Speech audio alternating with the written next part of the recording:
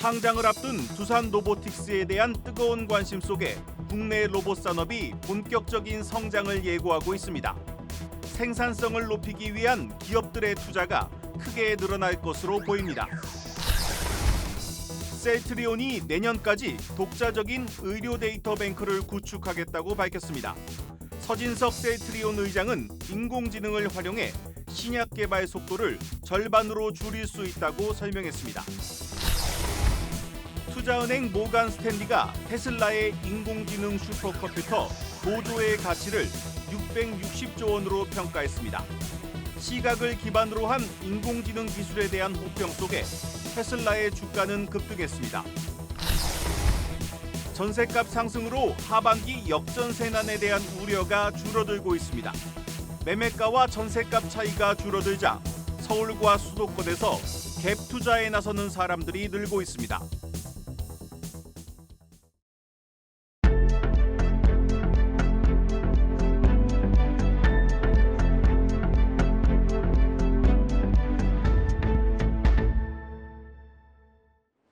뉴스플러스 시작합니다.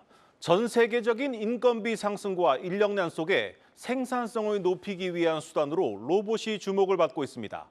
우리나라에서도 다음 달 상장을 앞둔 두산 로보틱스에 대한 투자자들의 뜨거운 관심 속에 로봇 산업이 새로운 전기를 맞고 있습니다.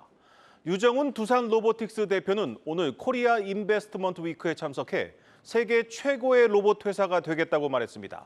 첫 소식 김채연 기자입니다. 사람의 팔처럼 생긴 로봇이 식당 주방에서 튀김을 튀기거나 커피를 타는 등 사람과 협업해 작업하는 일이 늘어나고 있습니다.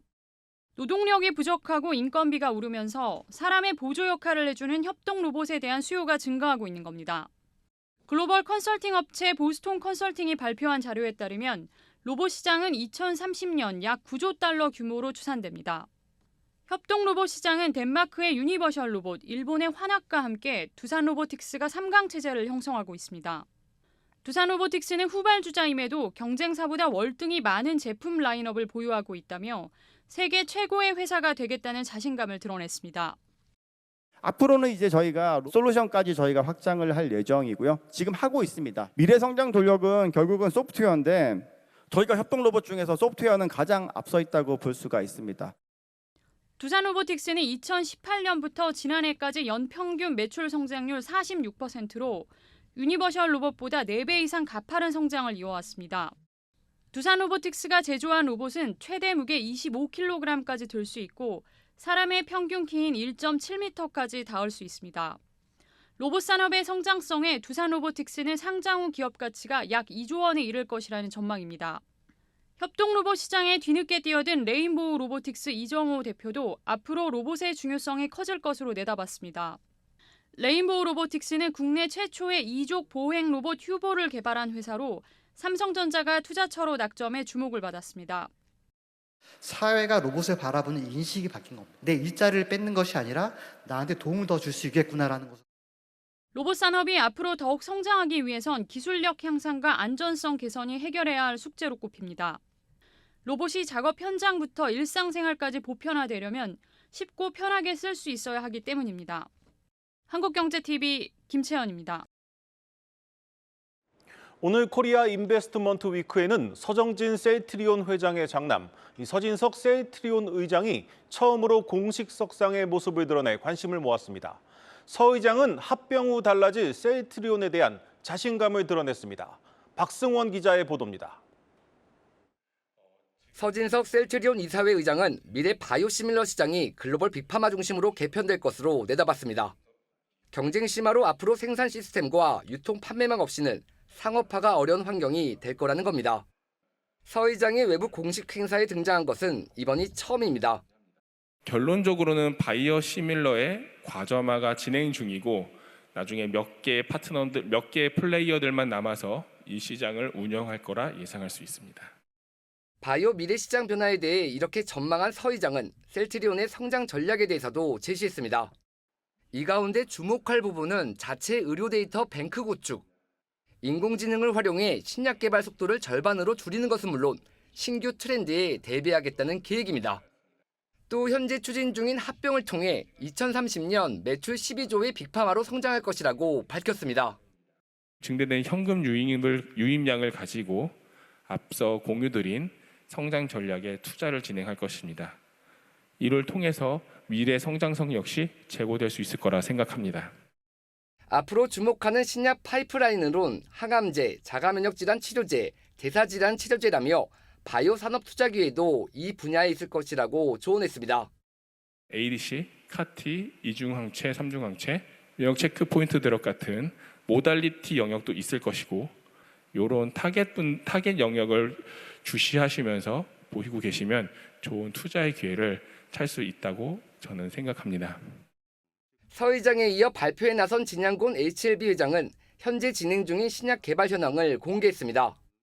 간암 신약은 내년 5월 이전엔 미국 식품의약국 FDA의 허가를 예상하고 있고 새 먹거리 중 하나인 장기지속형 주사제의 경우 간암 신약을 뛰어넘는 파이프라인이 될 것이라고 자신했습니다. 행정 일정상 5월 중순 이내에 허가를 내도록 돼 있기 때문에 그 이전에 허가가 날 것으로 예상을 하고 있습니다. 다른 파이프라인이 부각되고 있지 않은데 그 중에 하나가 말씀하신 장기지속형 주사제입니다. 아마 많은 좋은 일들이 있을 거라고 기대가 됩니다. 한편 코리아 인베스트먼트 위크 둘째 날인 오늘은 국내 바이오 기업들뿐 아니라 강성부 펀드로 잘 알려진 KCGI 등 행동주의 펀드의 투자 전략 발표도 이어졌습니다. 한국경제TV 박승원입니다. 전국적인 전셋값 상승 속에 역전세난에 대한 우려가 줄어들고 있습니다. 그런데 매매가와 전셋값 차이가 줄어들자 다시 갭 투자에 나서는 사람들이 늘고 있습니다. 지금이 제일 싸다, 이런 집값 바닥론이 한몫을 하고 있습니다. 부동산부 신동우 기자 나왔습니다. 신 기자, 이 전셋값이 전국적으로도 좀 상승세로 돌아선 것 같은데 실제로 얼마나 올랐습니까? 네, 일단 이 최근에 보면은 이 서울을 비롯해서 수도권은 물론이거니와 전국적으로 이 전세 가격이 계속 오르고 있습니다.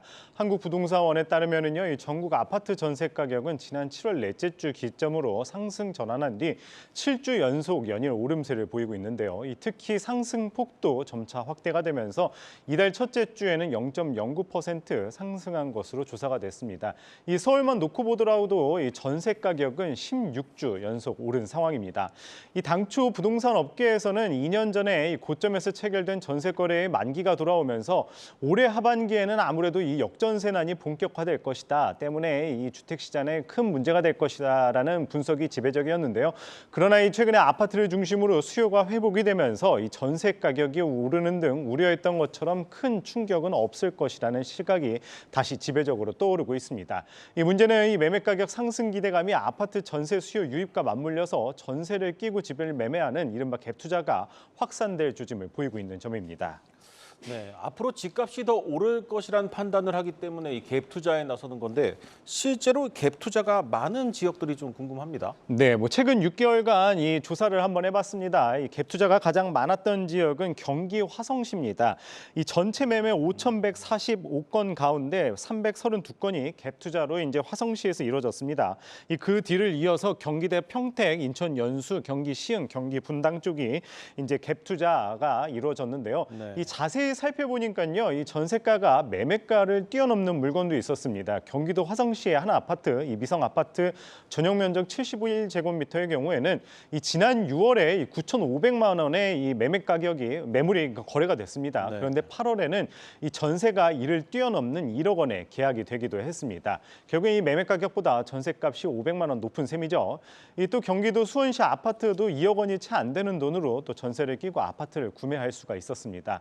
이들 지역의 특징을 보면은요, 특히 이 집값이 크게 하락했던 곳입니다. 이 하락했던 상황 속에서 이 전세값이 최근에 빠르게 회복된 것이 아무래도 갭 투자 수요를 부추겼다는 분석이 나오고 있습니다. 또 이 개별적으로 이 지역별로 또 이 특징적인 게 있는데, 이 화성시 국제 테마파크라든지 평택 반도체 특화단지 등 이 지역 호재가 있는 곳들 위주로 또 갭 투자 수요가 몰렸습니다. 네, 들어보니까 이 수도권에 대부분 이 지역적인 좀 호재도 있고 인구가 계속 좀 늘어나는 지역들입니다. 겁니다. 그렇다면 서울은 어떻습니까? 네, 살펴보니까 서울도 이 갭 투자가 계속 좀 이루어지는 곳이 있었습니다. 서울도 예외가 아니었는데요.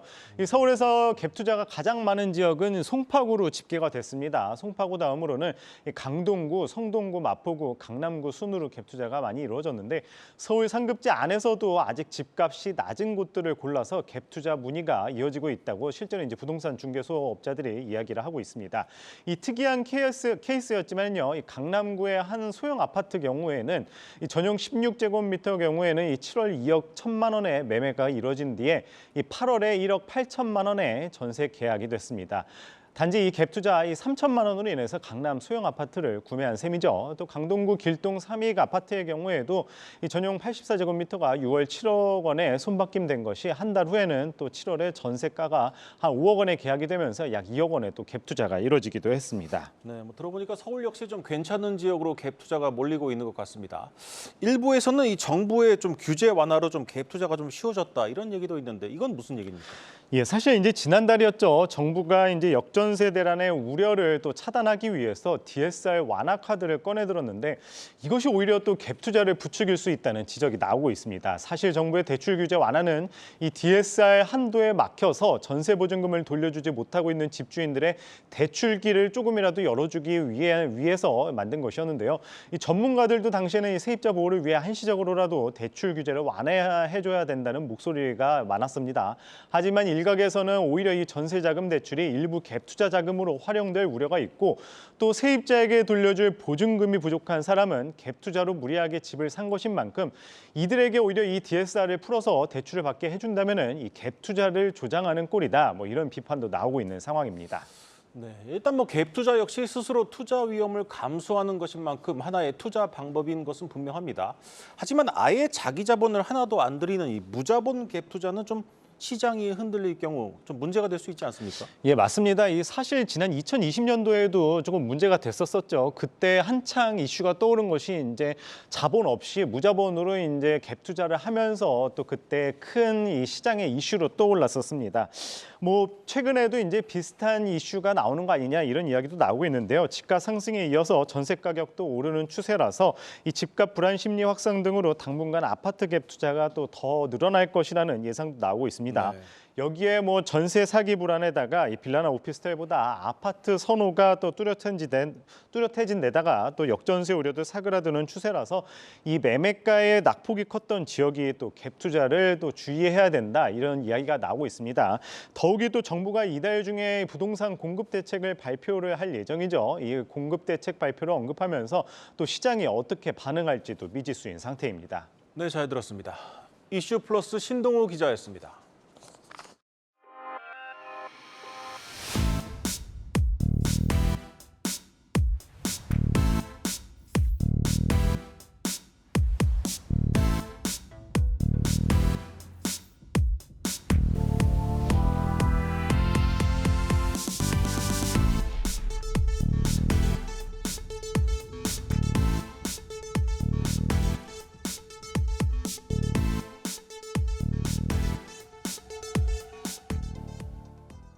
투자은행 모간 스탠리가 테슬라의 인공지능 슈퍼컴퓨터 도조의 가치를 우리 돈 660조 원이라고 평가하면서 지난밤 테슬라의 주가가 급등했습니다.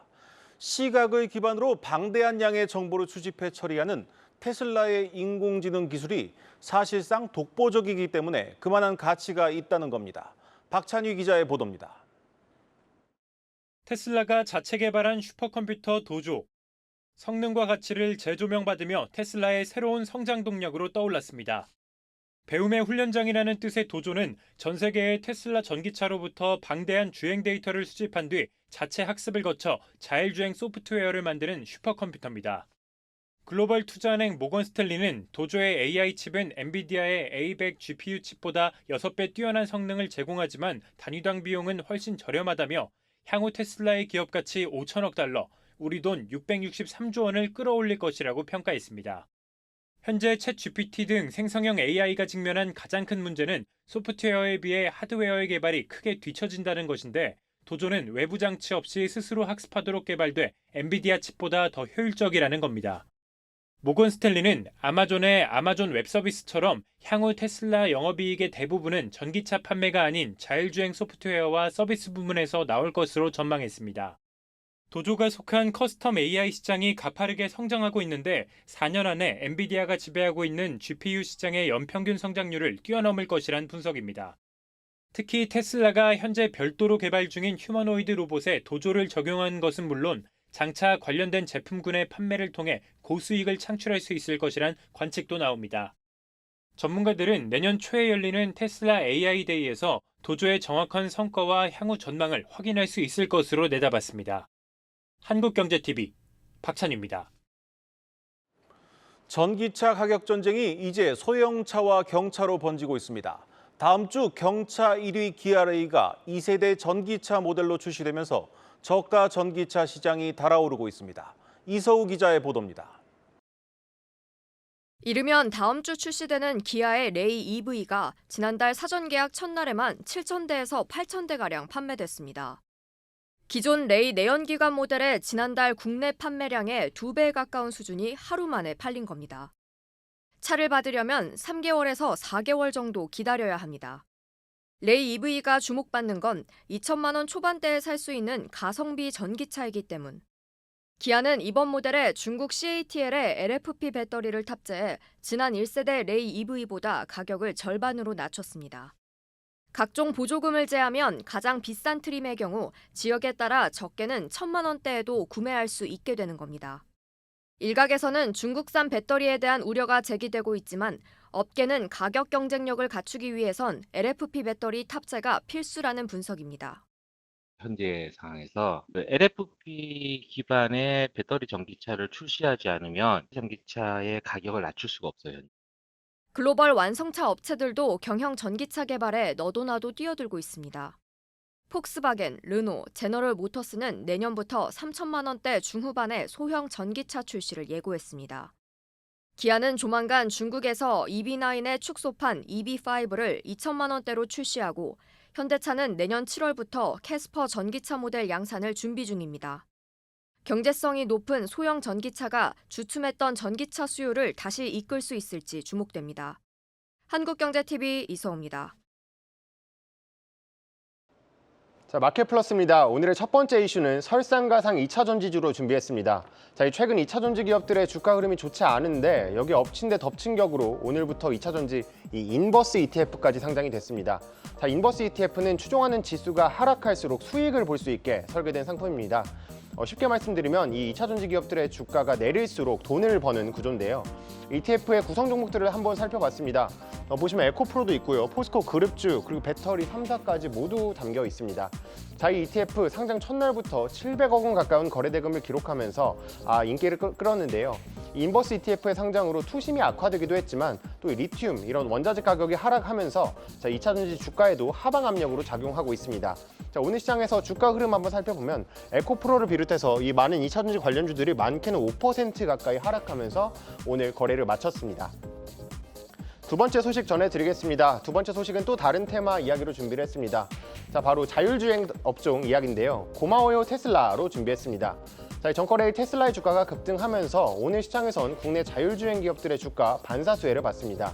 자, 이날 모건 스탠리는 테슬라의 자율주행 소프트웨어를 개발하는 이 슈퍼컴퓨터 도조가 이 테슬라의 기업 가치를 크게 높여줄 수 있다 이렇게 이야기를 하면서 목표 주가를 기존 $250에서 $400로 크게 높였습니다.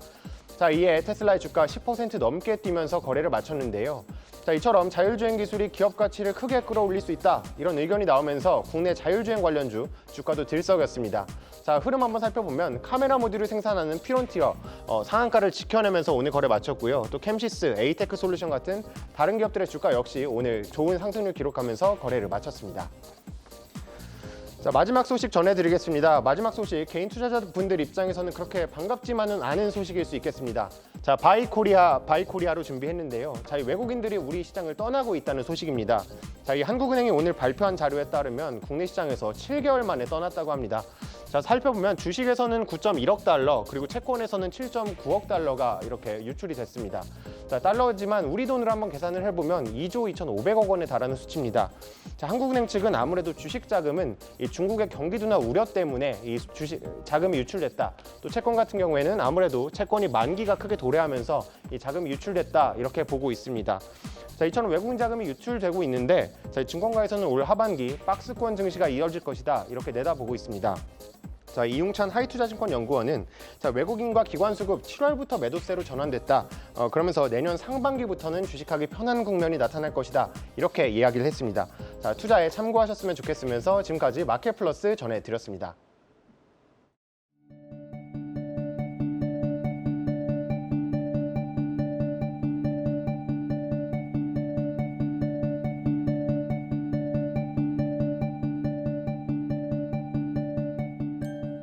훌륭한 LLM과 함께 협업해서 기업의 하이퍼 오토메이션을 지원하고자 하는 것이 기본 방향이고요.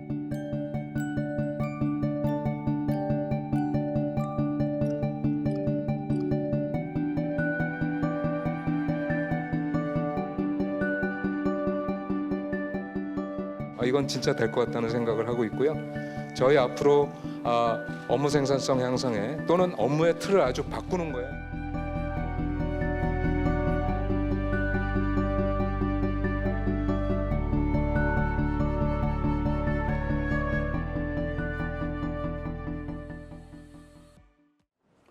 보험사들이 답보 상태에 머물고 있는 국내에서 벗어나 새로운 활로를 찾기 위해 적극적으로 해외로 나가고 있습니다. 하지만 글로벌 스탠다드와는 동떨어진 낡은 규제들이 발목을 잡고 있습니다. 이민재 기자의 보도입니다. 늘어나는 해외 점포에도 보험사들은 웃지 못하고 있습니다. 보험사 총 자산과 비교해 해외 점포 자산 비중이 0.9%에 불과하는 등 아직 미흡한 부분이 많기 때문입니다. 다행히 보험사가 은행 등 해외 금융사를 소유할 수 있게 되고 해외 보험 영업에서 필요한 기금을 해외은행의 신용장 제도를 사용할 수 있게 되는 등 규제 개선에 물꼬가 트이면서 긍정적인 전망이 나옵니다. 그러나 지속적인 성장에 대해서는 의문이 제기됩니다. 직접적으로 투자하는 방식이기 때문에 투자 대비 좀 위험도가 좀 높아요. 다른 어떤 국가들에 비해서는 사실 좀 어려운 측면이 많이 있어요. 필요한 그 자금을 좀 조달하는 데 있어서는 완화를 해서. 특히 하나생명이 100% 출자에 설립한 베트남 법인이 누적 흑자를 기록하는 등 변화가 포착되고 있는 시점에 정책적 지원이 중요하다는 분석이 나옵니다. 해외 진출에 한해 후순위채와 신종자본증권의 발행 한도 기준을 낮추는 등 자금 조달 지원이 필요하다는 의견이 부각됩니다. 또 보험사회 해외 자회사가 자산 운용을 할 경우 요건을 완화하는 방안도 거론됩니다. 필요한 제도 보완은 이뿐만이 아닙니다. 생명보험사의 활로로 꼽히는 상조업도 금산분리 완화 방안이 미뤄지면서 연내 추진이 어려워지고 요양업도 규제 개선이 다소 늦다는 지적이 나옵니다. 보험사의 성장 차원에서 미래 먹거리와 규제 사이 간극을 줄여야 한다는 게 전문가들의 대체적인 시각입니다. 한국경제TV 이민재입니다. 한국을 찾는 외국인 관광객들이 크게 늘면서 주식시장에서는 백화점과 면세점 등 유통주가 활기를 되찾고 있습니다. 주가 하락에 베팅하는 공매도 잔고도 눈에 띄게 줄면서 하반기에 대한 기대가 커지고 있습니다. 김예원 기자의 보도입니다. 서울역 인근에 위치한 한 대형마트. 입구 한켠에 여행용 캐리어들이 가득 쌓여 있습니다. 출국을 앞두고 대형마트를 찾은 외국인 관광객들이 맡겨놓은 짐입니다. 한국의 인기 식품을 모아놓은 특화 매장과 환전 서비스 창구는 외국인들로 북적입니다. 한국산 제품으로 대형 카트를 가득 채운 외국인 고객들도 눈에 띕니다. A lot of snacks and biscuits, chocolates. Actually, we really love Korean foods. 실제 이 매장의 외국인 매출 비중은 올해 들어 30%까지 증가했습니다. 중국인의 한국행 단체 관광 재개 이후 100명 이상 단위의 방문객이 늘면서 면세점, 백화점 업계도 분주한 모습입니다. 서울에 오면 예전 남산타워 가듯이 약간 관광 명소처럼 꼭 들리는 그런 분위기가 되기도 하고. 소비자 물가가 다시 요동치면서 경기 둔화 우려가 커지고 있지만 외국인 매출 회복에 오히려 유통 채널 주가는 기대감을 키우고 있습니다. 신세계 호텔신라 현대백화점 등 외국인 관광객이 주로 찾는 유통 채널의 주가는 최근 3개월간 큰 폭으로 상승했습니다. 여기에 공매도 잔고 비중이 감소하고 있다는 점도 향후 유통주 주가에 긍정적이라는 분석입니다. 공매도는 비싼 값에 판 주식을 저렴한 값에 사서 갚는 투자 방식으로 공매도 잔고 비중이 줄었다는 것은 하락에 베팅하는 비중이 그만큼 줄었다는 의미로 풀이됩니다. 유통이 그동안 공매도 많았던 거는 그나마 좀 줄어들고 있는 건 당연히 긍정적이고요. 단체 관광 풀리면서 하반기에는 그래도 기대할 만한 거리들이 좀 있다라고 생각을 해서 올라가고 있는 것 같아요. 다만 중국 소매 판매 등 실물 경기 회복이 예상보다 더딘 만큼 단체 관광 수요가 기대보다 부진할 수 있다는 점은 우려 요소로 꼽힙니다. 한국경제TV 김연입니다. 뉴스플러스 오늘 준비한 순서는 여기까지입니다. 시청해 주신 여러분 고맙습니다.